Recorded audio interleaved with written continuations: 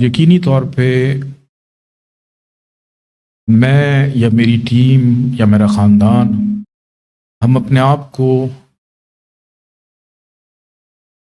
گنہگار سمجھتے ہیں کہ ہم کچھ بھی نہیں ہیں۔ پتہ نہیں پروردگار کو کون سی ادا پسند آ گئی کہ یہ ڈیوٹی لگ گئی کہ ہر شب جمعہ دنیا میں کہیں پہ بھی ہیں جمعرات کو یہاں پہ پہنچنا ہے۔ اور یہ سلسلہ آپ تمام احباب سے جڑا ہوا بھی ہے۔ آج کی شب میں اپنے پروردگار کے حضور شکر بھی ادا کرنا چاہوں گا، اور آپ لوگوں سے بھی اسی چیز کی میں تلقین کہوں گا کہ ہمارے یہاں پہ مختلف مذاہب کے لوگ آتے ہیں، لیکن ہمارا پیغام ہے محبت کا، ہمارا پیغام ہے محمد والے محمد کا، ہمارا پیغام ہے امن کا، دوستی کا، درود و سلام کا، ذکر حسین کا، ذکر اس خاندان کا جس خاندان سے اللہ کا محبوب بھی محبت کرتا ہے، اور اللہ جس سے محبت کرتا ہے تو اس کا خاندان سے محبت رکھنا بھی ہمارے لیے واجب ہے۔ اور یہ چیزیں تبھی سمجھ آتی ہیں کہ جب ہم اپنی زندگی میں عشق کی کیفیت میں مبتلا ہوں کہ ہمیں اور کوئی کیفیت ہمارے پہ غالب نہ آ پائے۔ کہ اگر تو آپ اللہ کو یا آپ اللہ کے قریب اپنے آپ کو سمجھتے ہیں تو آپ کی زندگی میں اور کوئی کیفیت جو ہے وہ آپ پہ حاوی نہیں ہونی چاہیے۔ نہ کوئی کیفیت، نہ کوئی خوشی، نہ کوئی بندہ، نہ کوئی پرندہ۔ یہ عشق کی ایک ایسی کیفیت ہے کہ جس کے اندر آپ رب کے جتنا قریب ہوتے ہیں تو وہ آپ کو ہر قسم کی غلامی سے آزاد کر دیتا ہے، یا آپ ان کی غلامی میں چلے جائیں جن سے اللہ محبت کرتا ہے۔ اللہ والوں کی محبت یا اللہ والوں کی غلامی بھی آپ کو ہر فکر اور سوچ سے آزاد کر دیتی۔ کہ ایک بشر کی صفت کیا ہونی چاہیے؟ ایک بشر کی صفت یہ ہونی چاہیے کہ وہ اپنی زندگی کے اندر اپنے رب کے اتنا قریب پایا جائے کہ وہ خود رحمان بن جائے، کہ وہ رحم کرنے والا ہو جائے،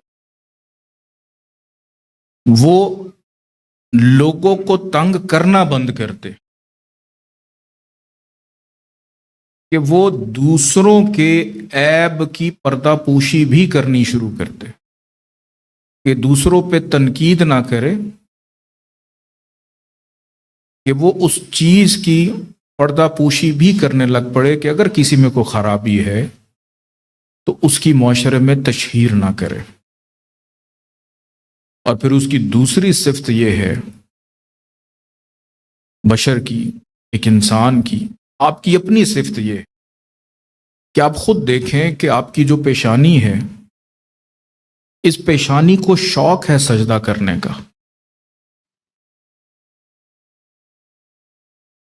کہ آپ کی اس پیشانی کو شوق ہے سجدہ کرنے کا۔ سجدہ تو نان بلیورز بھی کرتے ہیں۔ آپ کی پیشانی کس کے سجدے میں جھکتی ہے، کس کے سجدے میں آپ کو سکون ملتا ہے، کس کے شکر میں آپ کی پیشانی اپنے اس شوق کی تشنگی کو پورا کرتی ہے۔ کہ جب آپ اس چیز کو سمجھ جائیں تو اللہ کی خاص کرم نوازی آپ پہ یہ ہو جاتی ہے کہ آپ ہر فکر سے آزاد ہو جاتے، ہر غم سے آزاد ہو جاتے ہیں، کہ اس نے جو کیا اچھا کیا، جو ہو رہا ہے اچھا ہو رہا ہے، جو ہوگا اچھا ہی ہوگا۔ کہ بشر کی صفت یہ بھی ہے کہ وہ صاحب یقین ہو، اپنے پروردگار پہ وہ یقین رکھے کہ وہ جو کر رہا ہے ٹھیک کر رہا ہے، وہ صحیح کر رہا ہے۔ اور پھر بشر کی صفت یہ بھی ہے کہ وہ انسان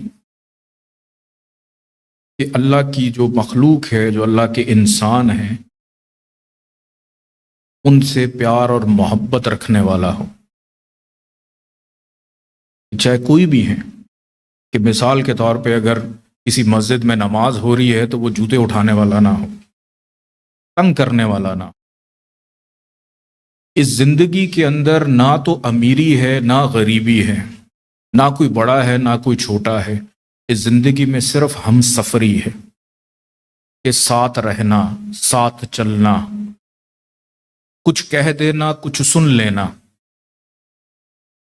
کہ اگر اپنی زندگی میں یہ سمجھ لے کہ یہاں پہ جو کچھ بھی ہے سوائے اس رب کی ذات کے، اس کے نام کے کچھ بھی باقی نہیں رہنا، کہ نہیں بیگانگی اچھی رفیق راہ منزل سے، ٹھہر جائے شہر ہم بھی آخر مٹنے والے ہیں، نہ تم نے رہنا ہے نہ ہم نے رہنا. یہ اقبال نے کہا کہ اس چیز کو تو انگریز گورے بھی مانتے کہ گورا تھا، وہ چائے پی رہا تھا، چائے پیتے پیتے ایک مکھی ہے وہ اڑتی ہوئی آئی، اس کے آگے سے گزری اور آ کے اس کے چائے کے کپ پہ بیٹھ گئی اور اس نے چائے پینی شروع کر دی. اب اس کی اس حرکت کو دیکھتے ہوئے اس انگریز نے ایک لمبی چوڑی غزل جو ہے اس کے اوپر لکھ دی. اس کے کچھ جملے میں آپ کو بتاتا ہوں کہ اس انگریز نے کہا کہ busy curious thirsty fly drink with me and drink as I freely welcome to my cup thine the summer mine's no more though repeated to three score summers when they are gone will appear as short as one. کہ اس نے کہا کہ جو چائے کی مکھی ہے کہ اسی کپ سے میں بھی چائے پی رہا ہوں، اسی کپ سے تم بھی چائے پی رہی ہو، لیکن تمہاری جو زندگی ہے وہ شاید 1 سال ہے اور میری زندگی ہے 60 سال. تمہاری زندگی ایک لمحے میں ختم ہو جائے گی اور جب میرے 60 سال پورے ہوں گے تو میرا بھی وہ 60 سال کا عرصہ صرف ایک لمحہ ہی رہ جائے. کہ اگر آپ اپنی زندگی کو دیکھیں، آپ کی جو بھی عمر ہے، جو بھی ایج ہے، آپ کو پچھلا گزرا ہوا ایک ایک منٹ، ایک ایک تاریخ آپ کو لمحہ ہی لگے گا کہ ابھی گزرا ہے. آپ بچپن میں تھے، کہاں گیا آپ کا بچپن؟ آپ جوان تھے، کہاں گئی آپ کی جوانی؟ آپ کے بچپن کے دوست کہاں گئے؟ آپ کے محلے دار کہاں گئے؟ ایک وقت آیا کہ آپ کا دوست دنیا سے چلا گیا تو آپ اس کے جنازے پہ نہیں جاتے کہ میں تو اس کے بچوں کو نہیں جانتا. تو کیا یہ آپ توقع رکھتے ہیں کہ آپ کے مرنے کے بعد کہ آپ کی قبر پہ بھی کوئی آئے گا؟ کیا آپ کبھی کسی دوست کی قبر پہ جاتے ہیں؟ تو پھر آپ کی قبر پہ کون آئے گا؟ تو سمجھنے کی بات یہ ہے کہ اس دنیا کی دوڑ میں اگر ہم ہر طرف دیکھیں کہ ہم دیکھیں تو بھیڑ ہے، لیکن اگر ہم تھوڑا سا سوچیں کہ ہمیں بھیڑ بڑی لگتی ہے، کہ ہجوم بہت بڑا لگتا ہے، لیکن جو شخص تنہا ہو جائے تو پھر تنہائی بہت بڑی ہو جاتی ہے. کہ بس یہ چھوٹی سی بات ہے کہ دیکھو تو بھیڑ بڑی ہے، سوچو تو تنہائی بڑی ہے. یہیں پہ آج میں اپنی بات ختم کروں کہ دیکھو تو میلہ ہے، سوچو تو اکیلا ہے.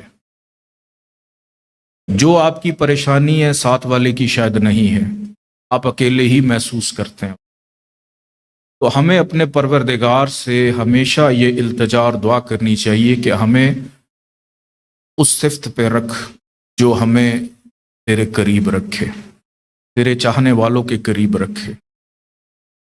کہ جہاں پہ بھی آپ کو کوئی اللہ کا نیک بندہ مل جائے کہ آپ اللہ کی تلاش میں نکلے اور اللہ نہیں مل رہا تو اللہ کے بندوں سے ہی محبت کر لو، یہی اللہ کی خدمت ہے.